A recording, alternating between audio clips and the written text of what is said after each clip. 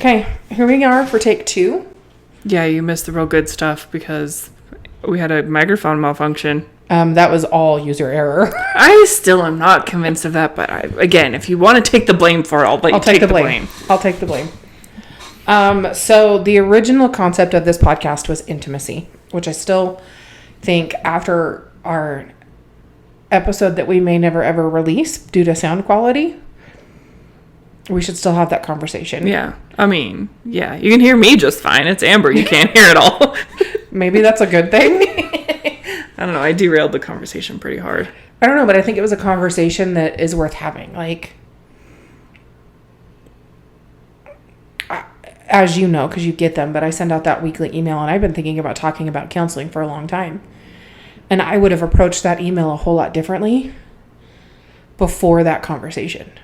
That's fair. Well, and I some puzzle pieces fell into place for me after the conversation, too. I don't know that I feel any different. Maybe we should just talk about it instead of talking around it. You know what? So, yeah, that's a great idea. So we started having a conversation on intimacy, and Jessica asked me how I get to intimacy, and I brought up my counselor and the tools she's taught me. Intimacy with God, specifically. Yeah, with God. Sorry, that's my bad. And I brought up my counselor and the tools she's given me in the book she's written, and it led us to a conversation about our feelings on counseling. And so I think that's a huge part of intimacy, is being able to talk about these things. Yeah. So let's just start there and then see what happens. Well, my position on counseling, I still struggle with it. I still struggle with paying someone to listen to you. And as we talked through it, something that came up while we were talking is the connection in my brain between money and love. How one side of my family, gift giving is their way to show love. And then on the other side of the family, I watch lots of gifts be given elsewhere and unevenly distributed.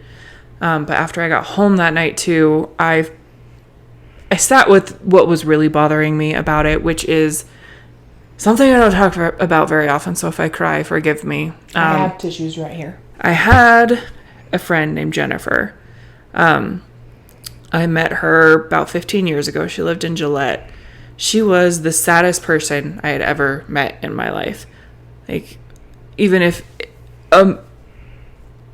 if a fraction of what she told me happened to her was true, like, she had a tragic life and she just couldn't get through it. And several years ago, she started seeing a counselor who manipulated her. He used his authority position and her vulnerability, and he manipulated her into a relationship. And I don't know the details of the relationship, but I know that she ended up suing him and she won. And she got a decent amount of money, like to the point where she didn't have to work for several years. Her and I had a falling out, and fortunately we reconnected before she passed, but it's something that she never got over. Like, she went into that really vulnerable situation and this man used it against her. And we talked about, I told you this, whatever day it was, and we talked about it a little bit. And I know that there are good counselors out there. My frustration with the whole situation is my same frustration with the world at large. It sucks that people have to shop for good counselors, and, you know, on the good end, that's just really infuriating. But on the bad end, then you have Jenny's, and Jenny I don't think she purposely killed herself, but she wasn't trying very hard to stay alive either. Like, she was just kind of careless, and she died a few years ago. And like I said, we had just reconnected, so I didn't really get to talk to her too much in depth about things. But I was planning to go see her, like, the hours before she died. I was talking to her about going to see her in Gillette. And then the next evening I got a friend told me that she had passed.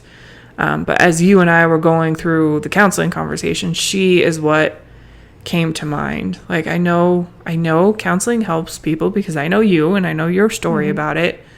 But my struggle with it is for the Jennies, for the people that have been hurt, for the people that can't afford it. It's not a solution to everybody, the same way some people are allergic to Tylenol.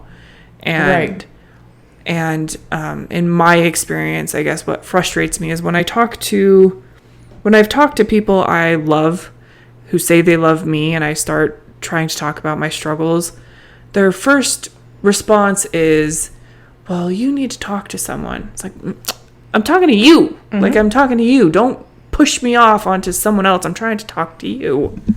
Right. That's really hard.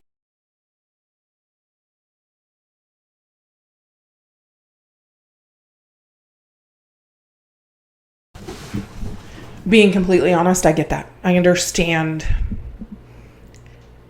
that feeling. I know people who have been in counseling for 25 plus years, and their life, the last time I saw and spoke to them, looked nothing different. There was no real change. Right. I've gone through counseling where it unintentionally became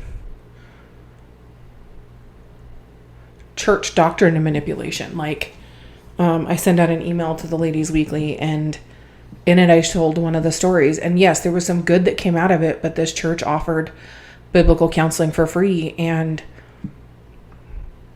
it wasn't intentional. It wasn't malicious. But when you do counseling through a church, you infuse your doctrine and beliefs in it. And so it was very Southern Baptist. And so that led me to staying in a marriage longer than I should have.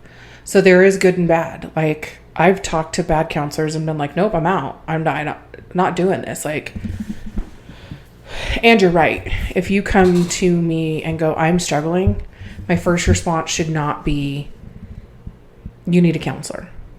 My first response should be, okay, let me sit with you. What do you need? Yeah, and I guess that's at the heart of my frustration about it all is I know counseling can be a tool, but I think especially in the last 5-10 years, it's become a Band-Aid. And more often than not, it's just like, we're going to shove this over there and not look at it rather than try to deal with things as a church community. Yeah, forgive me, Mom. It's become a bitch session. Yeah. Like, I watching people's lives who go to counseling and people I know, I would say 6 out of 10 people who go to counseling use it just to complain and get their feelings validated. Well, yeah. I've seen a lot of discussion around how not all counseling, obviously, but a lot of counseling is just, it becomes very self-focused, and because you're just complaining and you're, in fact, this is kind of out of left field, but there's this YouTuber I watch. He's a financial YouTuber, kind of. And he had this girl on one day who, she's a little bit younger than us. I think she was early 30s. And she was saying that her counselor told her that she shouldn't have a boss because of her quirkiness and her, like, it is totally an echo chamber, and it became a hug box. So I know counseling has its place and we need to lift up good counselors, but I think just like everything else, we have to have an arsenal of tools ready. 100%. Yeah, and so I said it before and I'm gonna keep saying it. It's a yes and. It's a counseling and. It's last year I do a Wednesday night Bible study, and we study from the Jewish perspective, and in that got brought up how if you're depressed or anxious, you should just pray more and worship more and read your word more, is what the essential gist of it was. And God closed the opportunity for me to speak when I was talking to my friend Sierra, and I was telling her, I said, I disagree 100%. I think it's a Jesus and. Like, if I would not have had the counselor I had in the season I had her, and if I would not have been fully pursuing God, I would not be alive. Like, it took both. And it was just a season. And then I walked through some really hard stuff. And we're getting to a point where I think I can go back to once a month. I'm at once a month, but like weaning myself off of needing someone all the time. Yeah. But it's a yes and. It's a both and. It's not just a singular, like, oh, you just need counseling. No. You need the word of God. You need prayer. You need intimate relationship with the friends. You need people that you can just cry with and it makes no sense. You need people you can say the most outlandish, ridiculous things to, and they don't validate your feelings, but they listen. And then they either go, yep, that sucks, and you get it out and you're done. Or they go, okay, so is that the person you want to be? And then if it's truly hard and it's tragic, like losing someone or abuse or whatever it may be, you need someone willing to just sit, not have to fix it, just sit with you. Yeah. And I agree, it's more than just going to counseling. Yeah. Well, and another thing I brought up last time we were talking about this is this falls under the umbrella of like not that I am in favor of communism or socialism, because I'm not. But I understand why people gravitate towards those ideologies, because it's a beautiful idea that we should all be able to get along and share, and there shouldn't be financial barriers to certain things. And I know that for me, when I've been struggling the most, when I've been told, go talk to someone by someone I love, first of all, that's irritating in and of itself. But then it's like, why is there money between me and making my brain better? Like, it's a cultural, societal frustration that I have, that it's just the way that things are. And right. I have a lot of frustrations that I just have to deal with, because free will is a hell of a drug.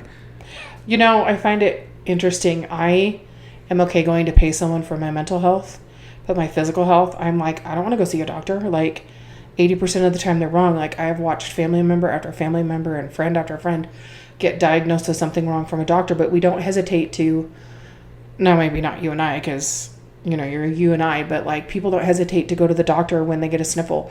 If they break an arm, they put a cast on it.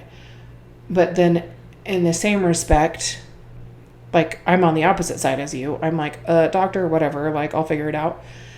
But like, mental health, most people struggle with paying someone for that because they don't see it as an actual like mental health issue. And I am not talking you're just a self-absorbed human being who's angry at the world because the world isn't giving in to your whims and desires. I'm talking like truly hard trauma, things that happen, hard things, loss of someone, loss of a child, divorce, abuse, whatever that is.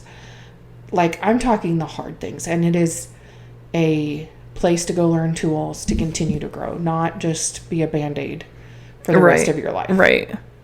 Right. It's a sad state of affairs. Everything. Mm-hmm. Everything's a sad state of affairs, because I don't like going to the doctor either. I alluded to this last time we talked about it, but I've got a lot of, not personally, but I have a lot of wounds associated with the medical establishment in general. People I love being murdered by doctors, or being misdiagnosed or malpractice, or all of this sort of stuff. And it's a distrust for people in positions of authority in general, especially for really vulnerable stuff like mental health issues.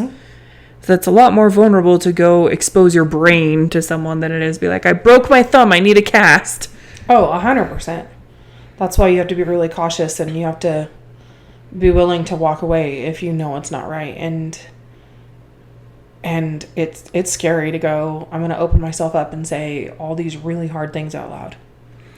And I guess now that we're kind of combing through it a little bit more, what brought Amber and I to this conversation is, like, we were talking about intimacy, like she said, and I asked her how she learned to be intimate with God. And that's when you brought up the book by your counselor. And I asked you for the TLDR, just like the basics of it. And when it comes to knowing God, it's those things that we should be able to bring into the church and not charge for. Like, I guess that's what really triggered me. It's like, oh, so I have to pay someone for this truth. I have to pay someone to learn this thing about God. That's what bothered me. Then I didn't explain it well. That's on me. Then if that's how you took it, I didn't explain it well. Because... Well, this is an area I've obviously sensitive. No, and that's valid. And I'm glad you said that's how you took it, because that means I didn't explain it well. What my counselor did is she took a secular concept called internal family systems, and she took and she flipped it, and she's using it for God's glory and using it as a counseling tool. And it is one way I have experienced God and learned to commune with him and abide with him. It's not like we were talking, like people say, lay it at the feet of Jesus, lay it at the foot of the cross. Like, we both looked at each other and like, well, how the hell do you do that? Yeah. Like it's one practical way to do it. It's not the only way. And the reality is putting on my business hat, because that's the world I live in 80% of the time. She took all the time and energy to write it. She published it. She did all the things. So to some degree, she needs to make a living off of this calling that she's been giving and job that she's doing, because it is what God's called her to do, and it's how she's caring for her. One of the ways her and her husband are caring for their family and providing. And so my brain sees it that way as well. So I have that extra layer of like, well, it's a business. Like, it's a counseling business. Yes, it's Christ-centered, but it's still a business first. Well, and I get that because of my garbage. Yeah. When I ask that, like, how do I know God? How do I learn to know God? How do I experience intimacy with God? And this has happened multiple times, so it's not just like a you thing. And this is why probably it triggered me. When the response is, we'll just go buy this book. It's like, yeah. No, God shouldn't be behind a paywall. And if you can't give me the answer to my God thing, then I don't want to talk to you anymore. No, that's valid. That's 100% valid. And I'm sorry for not explaining it better, because it's not just the book, because I experienced God before that, and it was a deep, intimate, I don't even know if I can fully explain it well, but like a dependence to the point where the only way I got out of bed for 6 months was pushing play on the Bible. Where actually for 9 months was pushing play on the Bible. The only way I lived in a house with my abuser till our divorce was finalized was pushing play on the Bible and just hearing God's word. And then just I'll break down sobbing and crying and talking to God. So like, there's so many ways to go about it. It's just one way I have found. That makes sense. What I was picking at, because so what Amber and I we sat down and we started the conversation about intimacy with some freaking rabbit trail that I went down. I saw a post in this group I was on Facebook asking the question, like, is it biblical to marry for reasons other than love? And I don't know what that person meant exactly, but going through the comments, people were talking about how it's actually maybe not biblical necessarily to marry for love. Like in the Old Testament, a lot of the examples we have, the commitment came first and then they chose to love. And we talked about some examples from the Old Testament and like the Song of Solomon. We can get into that too. I'm just trying to follow the trail that got us all the way. And then I text you about it, and I told you that I was doing the Facebook dating thing, and I was feeling like maybe the Facebook dating thing was interfering with God's natural order the same way contraception does. And I don't know how we got from that to intimacy with God, though. And I don't even... Because the conversation evolved, and it evolved to how do I find intimacy, which led to me talking about my counselor's book and what I do with her, and then that led to the conversation on counseling. Well, maybe we just need to start picking at it again and see what comes up. Yeah. So intimacy. So I find it funny that we recorded a podcast and my volume did not work because of user error, and it was all in intimacy. And since then, you and I have had 2 or 3 more good conversations. One more? I don't know. At least one more good conversation on this topic. And this is what intimacy is. We should have trigger warned this. We should have parent warned this. You might not want to listen with your kids. Here's your warning. Here's your warning. You get about 2 more seconds. The world equates intimacy with sex. Even, honestly, I'm going to go here, the church does too. Not necessarily the church leadership, not necessarily the big church as a whole, but the congregation, the people that make up a church. Which, random sidetrack, I've learned the actual word is ecclesia. And so, it means assembly. So church isn't really a thing. But, rabbit trail from my Bible study this morning. But intimacy, as you and I know it, is a deep relationship where you can be vulnerable. Do you still have I do. I pulled it up beforehand. I'll let you read the meanings, and then we can... All right. Intimacy. The state of being intimate. A close, familiar, and usually affectionate or loving personal relationship with another person or group. A close association with or detailed knowledge or deep understanding of a place, subject, period of history, etc. An act or expression serving as a token of familiarity, affection, or the like. I struggled with this word last time too.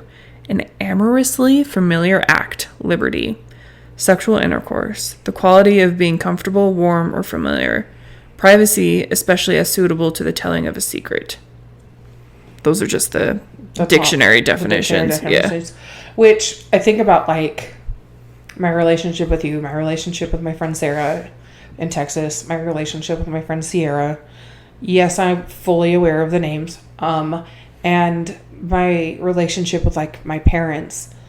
And one of the most intimate things you can do with someone is share a meal and conversation, and share the deep things.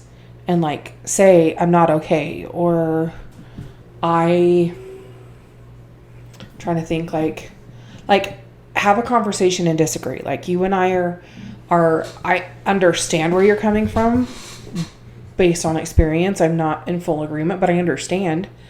And I can see it because I feel that way about regular doctors. Or, there's been lots of things we've disagreed on, but we've still chosen to continue to do community in life because we know that these things that are minor that we might not fully agree on or might not have fully fleshed out aren't going to ruin that.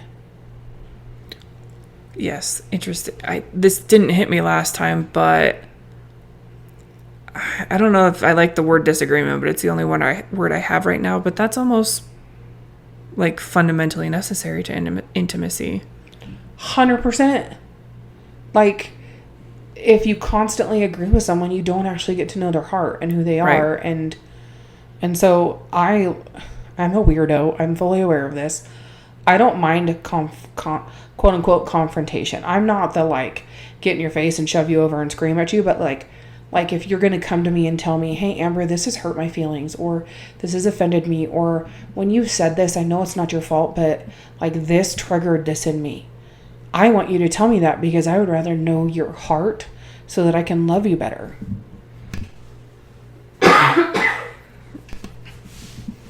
Yes, I understand that. And I've talked to my mom about this too. I think I have 3 friendships now that are more intimate than I've ever experienced before, and they vary on depth.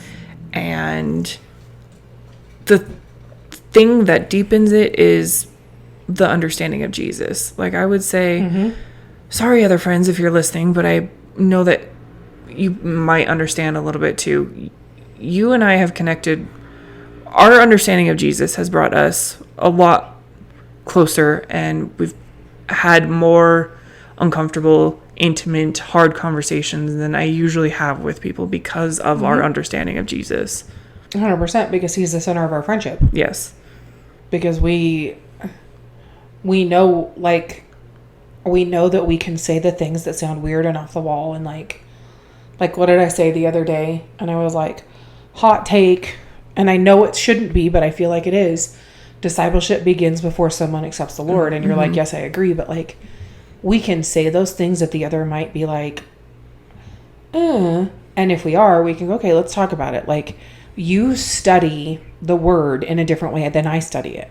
I study it with the history and the culture and all of those things, and you study it looking like, okay, so what about this piece and what about this piece, and like we talked about the Nephilim, like pattern recognition. Yeah, and you were like, this is what I think, and I was like, I've never really studied, I don't actually care, and like, but it was, you felt like you could say those things out loud in our Bible study, and to me, because we've talked about it more than once, and I'm like, great, fantastic, you studied something I have not, so like good, like I'm glad, because I did not, and I don't want to, and if I only surround myself with people who agree with me, I'm never going to grow.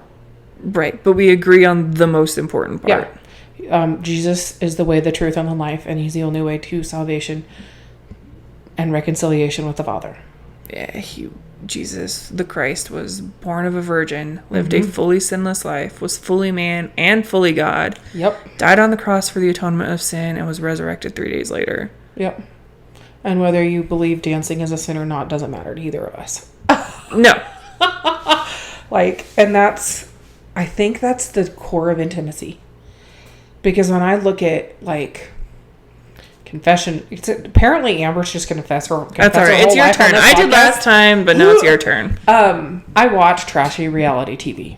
I watch it. I love trashy reality TV. You also, like, scroll social media and you see all these people and you're like, you watch their lives and you're like, you are missing the fundamental piece, because you have to be so connected and talk on the phone all the time. And if this person doesn't respond back, you feel insecure. And then you have to go blast it to the world. And I'm sitting here going, I'm going to text my friends when I think about them, or like check in on them or whatever. But like, I don't need to talk to you every day. Like, it's not a component to our relationship being healthy. In fact, I think it's more healthy if we're not connected 24/7. Yeah, 100% agree. It's half the reason I unplugged yesterday unannounced. That's like, you know what my response was? You don't need to apologize. Yeah. Good for you. Yeah. We have way more access to each other and way less intimacy. I 100% agree. I think when I have become more intimate with people is when technology has not been around. Oh, yeah. Yeah. Like when I can't use my phone because I can't disassociate. Right. Yes, me too. That's not to say those moments have been more intimate by and large, but I told you, and I think I talked about it on not the last one, but the one before. So the one that will be heard. Yeah, one of them. Yes, I grew up on the internet, so I made internet friends. There is a level of intimacy that can be reached behind that security blanket of anonymity because you feel more open to confess stuff, and it's a little bit easier to connect. But I just probably in the last 2 years am starting to see how it's severely limited. It is a severely limited medium. 1,000%. I ended up in a long distance relationship and married a man I never should have married because of that like only portraying what you want intimacy. Oh yeah. Yeah, it's easy to curate the museum of yourself, and it's really easy to get excited about projecting your expectations and your hopes onto that screen. And then as far as I've experienced so far, when you actually meet that person in real life, it is a vastly different experience. Yeah, I would agree. Like when I look back on the last decade of my life, seems how, it's about that time to do that yearly. That yearly thought when you get a bit ready to turn on an older age. But like the relationships that I still keep today from the last 10 years are people who I have had intimate conversations with. I've shared my heart and I've cried with. Every single one of them. Yeah. Yeah, me too. And there's people that I thought I would still have because I thought we had an intimate relationship. But then once I disappeared, it's very surface level. It's happy birthdays Merry Christmas, and that's about it. And like, there is not intimacy anymore. And there's 90% of them I don't talk to at all. Yeah, me too. Me too. We talked a lot last time about relationships and intimacy, but I'm just not feeling led to bring those up much tonight. I don't think that's the way we're supposed to go, because the world knows romantic that. relationships. Yeah, the world knows that. And to be really honest, like, we all know that's lust. And not. Most of the time, yeah. When a relationship is starting out. Dead air. Sorry, I Googled okay. some verses, and I was looking for one. Is that the one I want? I'm gonna have to Google again. Sorry. I'll feel it. Talking about disagreement being kind of a necessary piece of intimacy got me thinking about the church at large. Mm-hmm. And our little disagreements over dancing or how your music should be, baptism, or all those other things. I could get spicy about baptism. Well, we all could get spicy about all of them. That's kind of, and instead of letting it forge more intimacy between churches, we're just letting it drive us apart. Yeah. So I was thinking about intimacy. I was thinking about it in relation to God, and I had to Google this verse. I'm not ashamed of that. But Jeremiah 31, 1-3 says, "At the time, this is the Lord's declaration. I will be the God of all the families of Israel, and they will be my people. This is what the Lord says. The people who served the sword found favor in the wilderness when Israel went to find rest. The Lord appeared to them from far away. I have loved you with an everlasting love. Therefore, I have continued to extend faithful love to you." And it's the second half of verse 3 that says, "I have loved you with an everlasting love, and I have continued to extend faithful love to you." That struck me as we were thinking about intimacy last week. God's loved us with a faithful love, whether we've messed up or not. And so, like, if we are supposed to imitate Christ and love people in that way, intimacy is not writing people off. Right. At all. And so that's a hard thing to do when you've been hurt, and when you've been wounded, when you've been mistreated, when you've been lied about, when you've been whatever the factor is. Yeah, yes, it is. Especially now. That's the meme, that's the culture, right? Oh, yeah. If you're toxic, cut them off. Get rid of them. Have you seen the meme? Speaking of intimacy, I'm going to go here. Have you seen the meme of the CEO at the Coldplay concert? I'm so sick of it. I'm so sick of it as well. But, like, apparently I'm going relationships for just a second. Like, that's an intimate relationship that, one, should have never happened. We don't condone cheating in this podcast. It is a no-no. But, like, that whole thing, that whole family, their whole life is now on display, and it's no longer, like, their family is now wrecked because of intimacy. Yeah. And it just breaks my heart that we live in a world like that. The family is wrecked because of our confusion of lust for intimacy. Oh, 100%. Like, and the fact that they got caught, and then it became a big deal, and it could have just been, oh, they got caught, but then the internet had to take it by storm. Random side note. Yeah. In the shows after, Coldplay announces now that they're doing the stupid Kiss Jumbotron. I saw that. I'm like, oh my god. I had to double down. Nope. Not saving any of you. If you're being unfaithful, sorry. That's on you, not on 100%. us. But just what I was thinking is, I was trying to tie it into God. We as a culture, and I'm going to generalize it, we as a culture have gone to a place where we confuse lust with intimacy. Yeah. And God still comes running after us faithfully. God still wants an intimate relationship with us. I was scrolling the TikToks, and I came across this guy. His name is Nebuchadnezzar. He goes by Nezzy. Don't blame him. Nebuchadnezzar's a mouthful. And he lived as a trans woman for 15 years. Something like that. And he has been a believer for, like, just a little over a month. Like 35 days, I think. Oh, wow. And he talks about his relationship with God. And now for the first time in his life, he knows he's loved. He knows he's valued, like that faithfulness of God. This man rejected everything that God stood for. He didn't know. Like, I'm not holding him to the standard a Christian should be. He didn't know. And God still ran after him and wanted intimate relationship with him. But yet we would write him off. It's probably just the neighbors making noise outside. Caught me off guard. But we as believers would write people like that off. Because they don't fit our mold. They don't fit our standard. Yeah. There is a significant aspect of selflessness to intimacy. Oh, yeah. Which we talked about last time, too. I'll quit saying we talked about it last time, but it is a thing that came up. We're just going to recover 90% of it. Well, yeah, but it was what we talked about last time, and it doesn't even matter how we got there, but in the context of a relationship with a person, to have true intimacy, you have to both learn how they give love and receive love. Mm-hmm. Like, you have to learn to accept love the way that they give, and you have to learn how to give love the way that they receive. So with that, because it's not just romantic relationships, it's every relationship. What's your love language? I don't know. So when do you... I'm not going to make you take that test. That's stupid. No, I know. And I've done it. But really, I know some people have theirs really defined.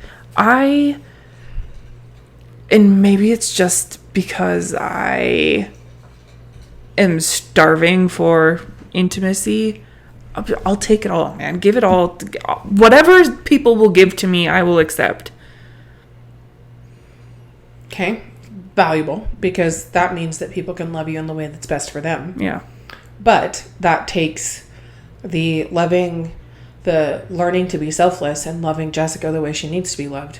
Well, Jessica's still learning how she needs to be loved. And that's fine. Like, and I also think we have seasons. Like, at one point, gifts made me feel loved. At one point, you could talk to me. Now it's like, I don't want your words. And so, like, for me, it's quality time and acts of service. So, like, get those two together. And I'm not going to ask you to help me with anything. Like, just not. It literally takes a miracle for me to do that. And so, like, when someone knows that,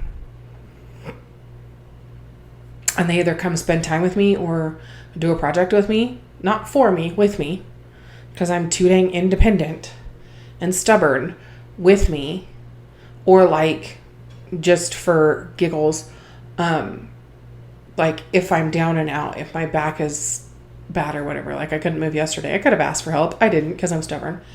But like, if somebody would have known that and they would have like come in and done something to help my day be better, that would have been, an act of service. And so knowing that about yourself and being in a relationship or friendship, because I'm going to clarify, where you can say, this is how I best receive love.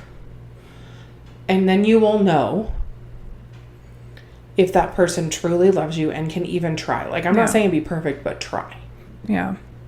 I don't know. I guess it's being defined, because thus far in my life, when I ask, no matter how I ask for love, I don't get it. So I don't know.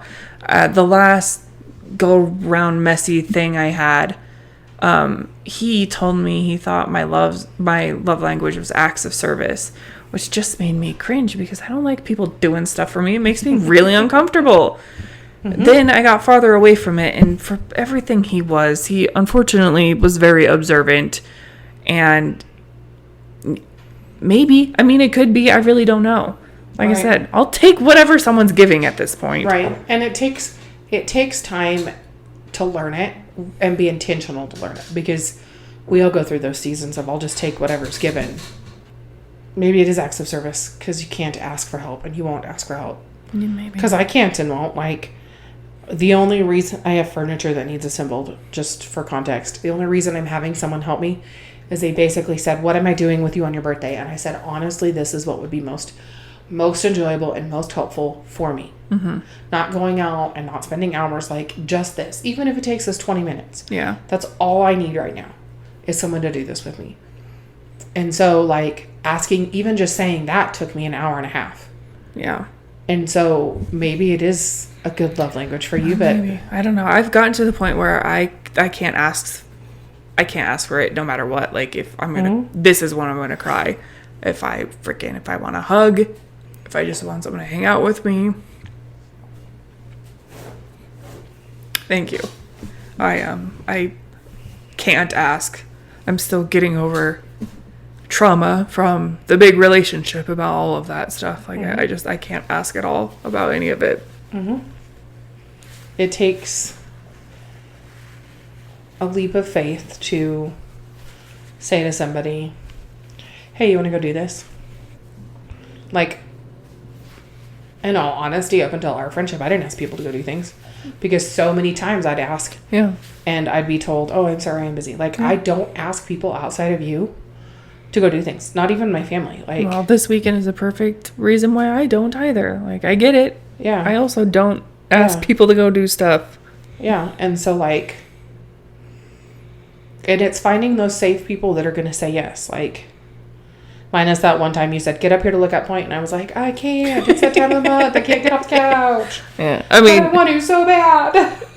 No doesn't bother me. If I ask someone to do something, no doesn't bother me. It is when I get a yes and they don't show up, or I'm made to feel a fool for even asking. And those instances outweigh the just like, no, I can't. So now I'm here. Yeah. And that's unfortunately, side effect's not the right word. Maybe it is a fortunate bad side effect of intimacy. Putting yourself out there and going. Oh, yeah. And it's hard. It is, yes. It's way hard to go, do you want to go do this random thing with me? I know it's dumb, but do you want to go on errands with me? Like, Yeah, I always thought I was good at being vulnerable, but I'm not good at being vulnerable. Like, at all. Because you haven't had safe people to do it with. No, I'm an open book. Like, I'll talk about... I shouldn't say that because that's not necessarily true. But when it comes to talking about like God or politics or things that don't have to do with me, I'll talk to anybody about any of it. I'm totally game. But as soon as someone starts poking at my squishy parts, I don't want any part of it. I want to be done. Samesies. I don't like it at all. It's hard when the important relationships in your life break you down. Yeah. And you have to rebuild trust and vulnerability and sharing the hard things. Well, and that's the majority of them now because the culture is so self-centered. Like, it's everybody, I say this all the time, everybody wants a ride or die, but nobody wants to be the ride or die. Right. It's, I'm going to match energies. Yes. That angers me so much. I don't want your demon. Don't match my. No. Not matching energies with you. I get it to an extent because it's become a defense mechanism that people have because everybody's so fucking self-centered now that we're all trying to protect ourselves from one another, but then at the same time not doing the self-work it takes to not need to protect yourself from other people. And most of the relationships are not Christ-centered. Jesus is not in the middle of them. So there's not that, like, that standard of, like, so I hurt you, I offend you, make up a lie about you and spread it, whatever. Biblically, you come to me and go, hey, this is not okay. If I don't take the time to go, you know what, you're right, forgive me, now I need to rebuild trust with you, then that's on me and that's my problem. And there's other steps we have. But as a Christ-centered relationship, if I'm going to love you like Christ does, which is what I'm supposed to do, I'm not going to want to do those things in the first place. And when I do those, I need to come to you first. Like, that's where the vulnerability happens. But because most of the world lives in this I'm even throw it in there, people who claim to be Christians live in this non-Christ-centered relationship. It all becomes about, are you giving the right energy? Are you giving me the right person's treatment? Are you giving me this? Are you doing this for me? Like, whatever it is, then all of a sudden, once you don't do it once and then you don't do it twice, you're like, nope, I'm done. I'm out. I can't do this.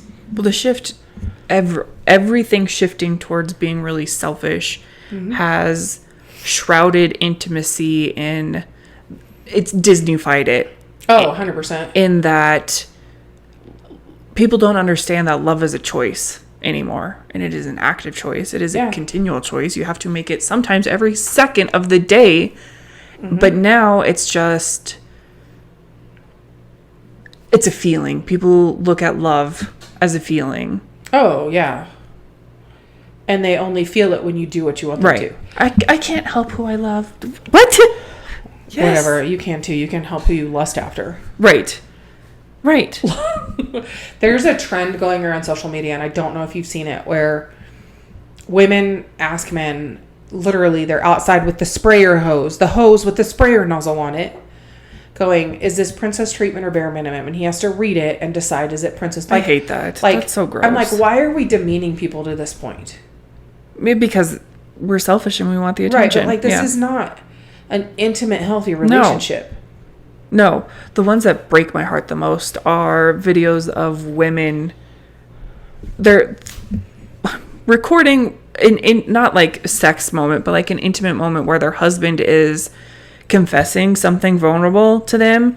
Oh, yeah. And then they berate them. The one that comes to mind, some guy, he was talking about having a big spool of wire, I believe it was, and he'd had it for a really long time, and he'd come to the end of it, and he was feeling emotional about it, like reflecting on the years that he'd had this spool, and now he's at the end of it. And his wife just started making fun of him, and it's like, no wonder none of us are vulnerable with one another. No wonder men have trouble being vulnerable and with intimacy. Yes. Not to pile on women, because I hate how the rhetoric has become men suck or women suck, when the truth is we all suck. Right. And we can't, I just don't like skewing it one way or the other, because everybody sucks across the board. Everybody's gotten very selfish, and social media has played a huge role in that. Right, but we can't. I think there is some calling out of women that we need to do. Yeah. But not to be like, oh my gosh, you suck, but if I was a man and whatever the thing was, and my wife started making fun of me or laughing at me and then posted on social media, I would never share anything with her again. No, not ever. Let's see if I can find this thing. Yeah, intimacy is interesting. It's sort of a call out on both sides, but it's not in line with what you're saying, but anyways, we can pick it apart. Men say they want vulnerability, then mock it. And really, these could be, it could just, people say they want vulnerability, then mock it. They say they want femininity or masculinity, but recoil when it isn't performative. They say they want connection, but swipe away the moment it costs them presence, effort, or discomfort. And people do the same in reverse, demanding leadership but rejecting authority, craving stability but scorning structure, asking for emotional intelligence but mocking men who are sensitive. We have flipped the roles so completely topsy-turvy that it just can't function. It's not sustainable. Oh, 100%. What was it that Stephen said? Stephen was talking yesterday in church about generational. We're doing a series, and right now we're in generational stuff, and he was talking about the Bible has generational curses go so many generations, and generational blessings go beyond that. And he was talking about essentially intimacy, and he was talking about the relationship with a spouse, and he was saying that, how did he say that? Basically, men are driven, they have goals they want to go do, and if you're married, you can't just go do. You have to love and support and encourage your wife where she is at and where God has you together, because you're a team. And then eventually, maybe you'll get to that step, and maybe that's not something God has for you, but it's both of you have to do that, or it's not an intimate, healthy marriage. Right. Well, and just in terms of friendships, it has become so perverted that, we talked about this last time too,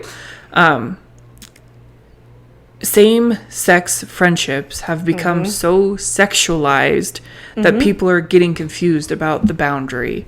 Oh, yeah. It's like, oh, I feel this intimate relationship with my best girlfriend.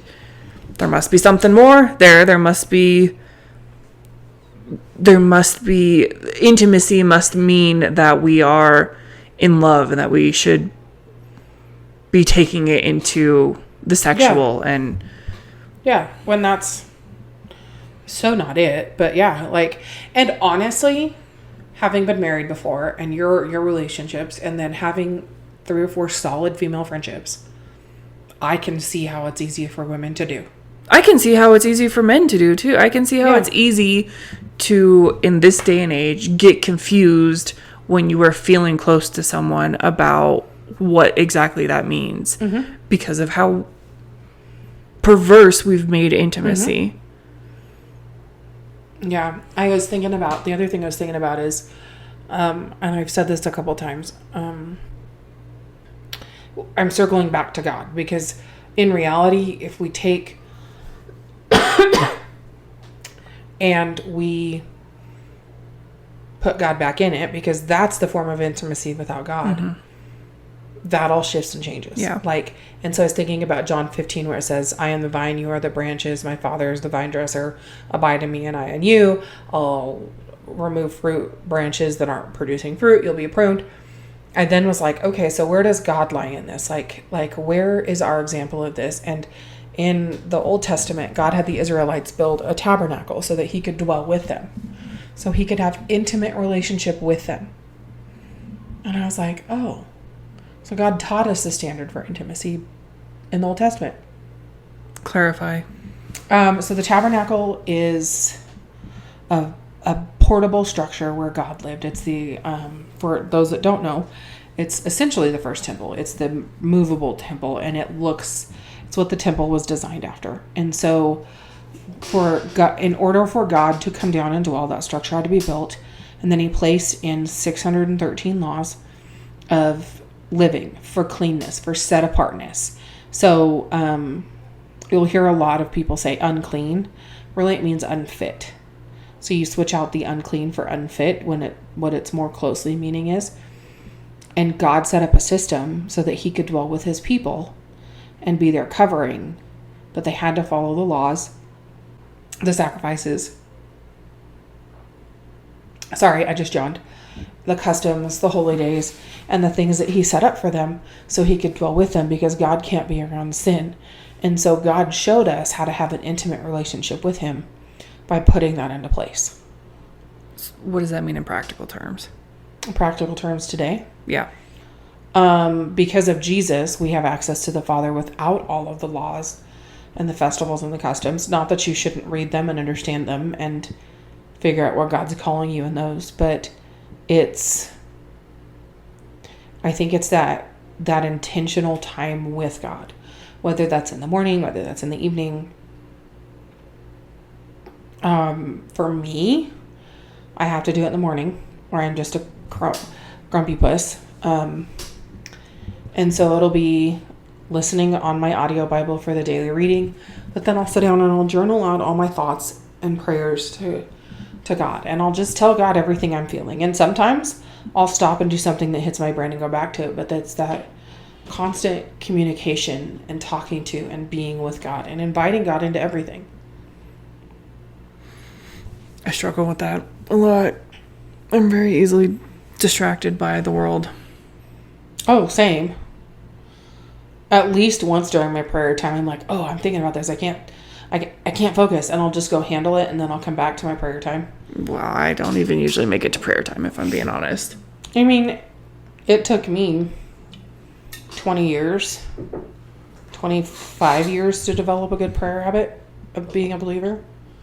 So doesn't have to be an overnight thing.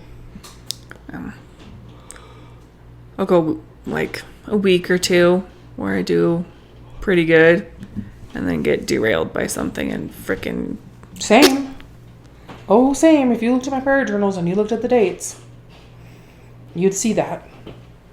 I also think it's seasons too. Like not that you shouldn't talk to God every day, but like there's seasons where it's going to be easier and better than other seasons. So, as we're talking about this, I'm thinking, like I told you today, I spent all day watching not AI-generated movies, but movies about AI while I worked.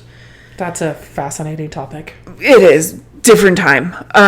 But I enjoy watching movies, and I enjoy, like, listening to music. And there's some other stuff that I enjoy that I'm still trying to put into place, and I often wonder, like, to have the most intimacy with God, do you have to forego all of it? No more movies, no more music? Wondered that too. Huh? I've wondered that too. Oh, yeah. Like... The creaking. I know. They're putting their kid to bed above me. Ah. That is not what happened the other night. That's that direction. I've wondered that too. And just an example of a time where intimacy with God was really, really good. In 2018, we started going to the church Cross City. And in October of 2018, the pastor is preaching on Abraham sacrificing Isaac. Ultimately, Abraham doesn't sacrifice Isaac. But at the end of the sermon, he asked, "What is God asking you to sacrifice?" And I know, beyond a shadow of a doubt, that God asked me to sacrifice the desire and dream to be a mother. Now, to get to that point, that took a lot of intimacy. It was probably 6 months of daily going, but God, I really wanted this. Why do you ask me to sacrifice this? Looking back, I can see why God asked me to sacrifice it. Thank the Lord he was protecting me. But also, looking forward, I'm okay if I never remarry and I never have children.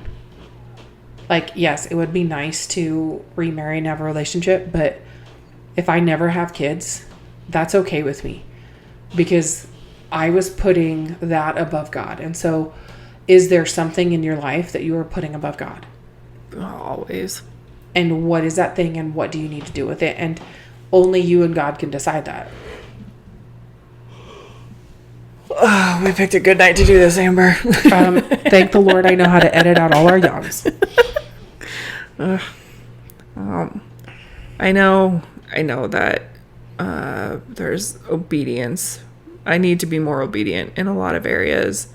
But at the same time, I'm wondering, like, my interest in movies and my interest in music, how to redirect that in a more holy way. Like, do I just get rid of it entirely? Do I just put it aside? Or is there a way that I can sharpen it and point it in the right direction? What if God's asking you to make Christian content and movies? Well, that's what we're doing right now, right? I mean, but like good Christian movies. Right.